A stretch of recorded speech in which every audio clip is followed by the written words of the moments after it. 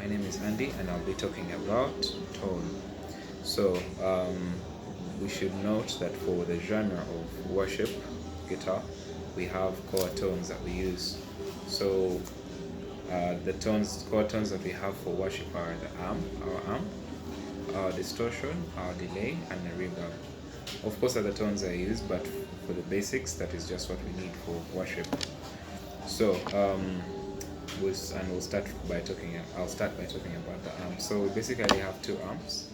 We have combo amps, which have the speaker, the cabinet, and the amplifier together in one. Then on top of the combo amp, we have an amp stack. So an amp stack has an amplifier, which is like a mini like speaker. Then it has the cabinet.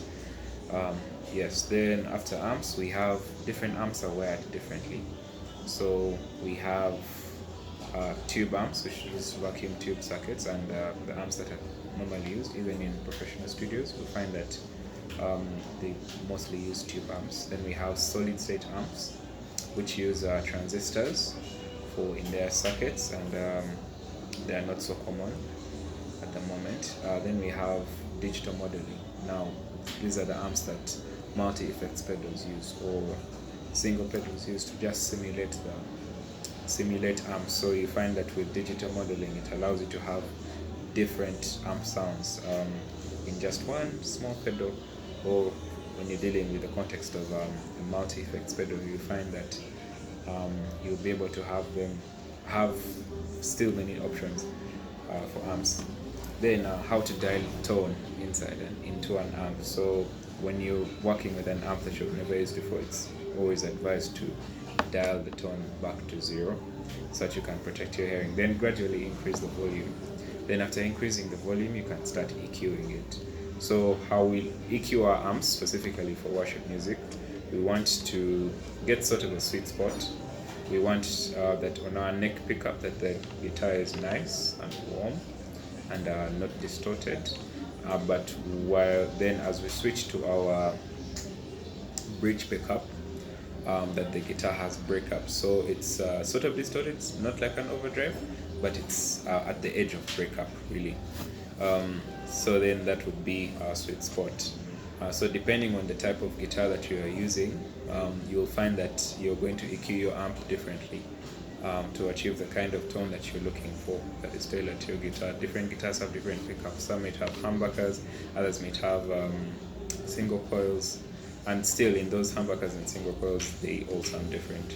So depending on the type of the guitar that you're working with, you're going to make sure that you arrive at that sweet spot. Yes, then after dialing in our amp, we're going to go to our overdrive. So with overdrives, you find that we can actually stack overdrives. So the gentleman mentioned that 1 plus 1 is actually equals 3.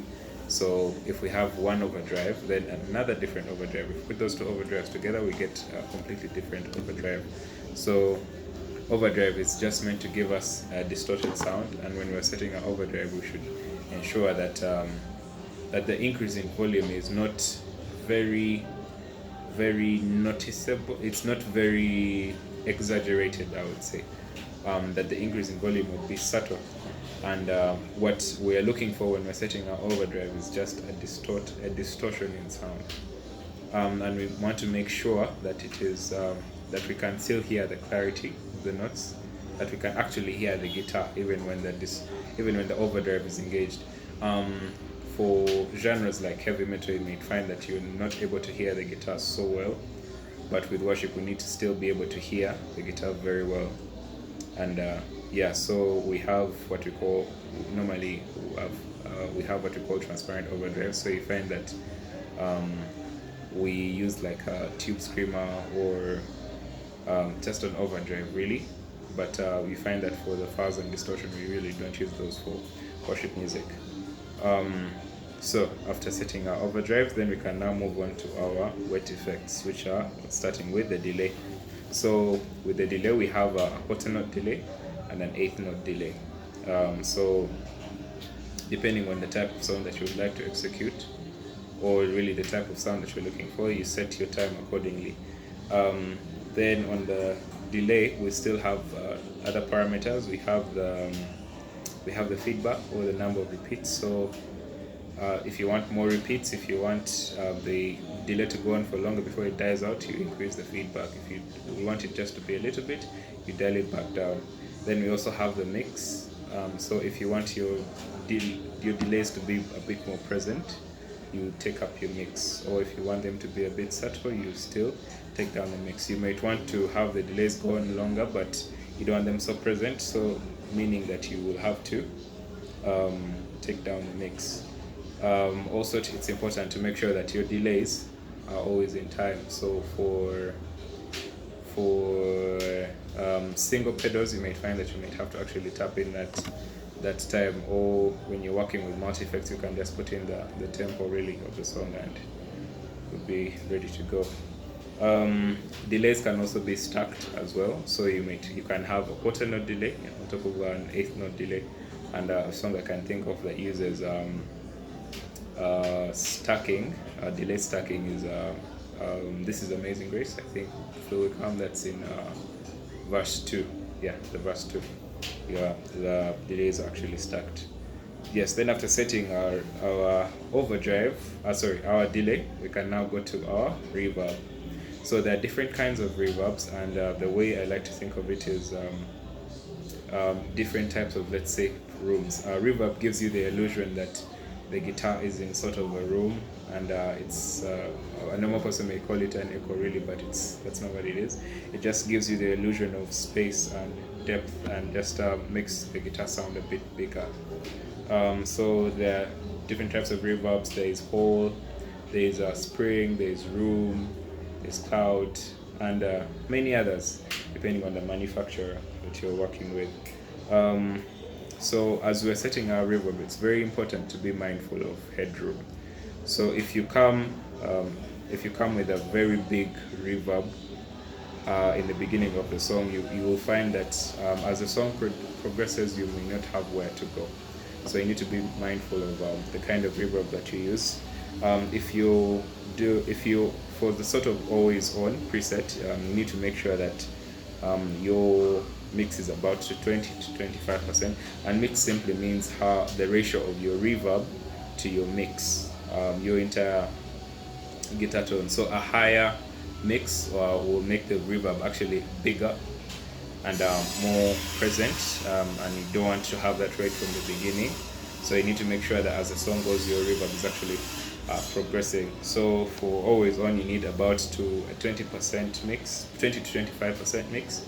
Then also we have what is called the decay. So that's how long the reverb takes to actually go off, or a reverb tail.